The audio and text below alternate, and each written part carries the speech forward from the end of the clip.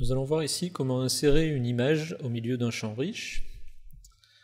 Donc pour cela, on se positionne notre curseur à l'endroit souhaité d'insertion, puis on clique sur le pictogramme en forme de photo, insérer et modifier une image.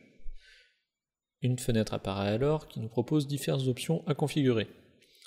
On se trouve par défaut sur l'onglet Télécharger qui permet d'envoyer une image depuis notre ordinateur. Le premier champ renseigné est le nom que l'on souhaite donner à notre image. Ensuite, en cliquant sur Choisissez un fichier, on va rechercher notre image sur le poste. Emplacement permettrait de configurer l'endroit où va être envoyée l'image. En laissant sur automatique, tout est géré par l'ordinateur. Texte alternatif permet de renseigner une info pour les personnes malvoyantes, qui va leur décrire le contenu de l'image.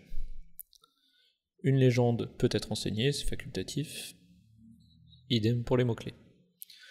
En cliquant sur Télécharger un fichier local, le système va prendre le fichier sur votre ordinateur et l'envoyer sur le serveur du site. C'est la première étape. Ensuite, il faut définir comment l'image qui a été envoyée va s'insérer dans votre page.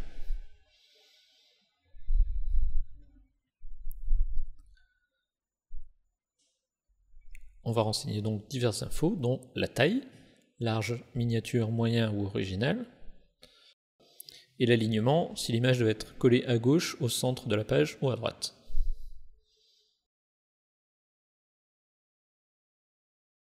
On visualise donc notre image insérée dans le cœur de notre article tel que nous le souhaitions.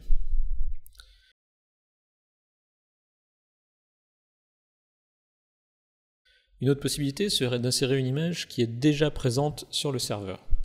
Pour cela, on va aller sur l'onglet Parcourir, et comme son nom l'indique, on va parcourir les éléments de médias en allant dans Images.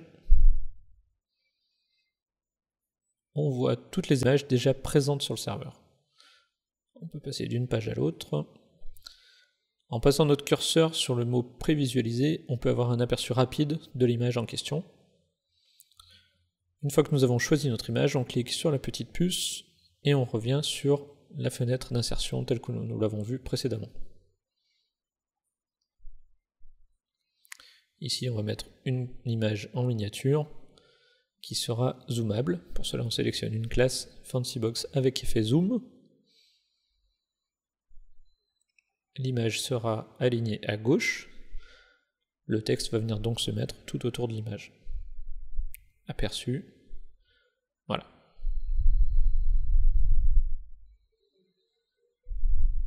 Une fois notre modification terminée, on valide notre publication.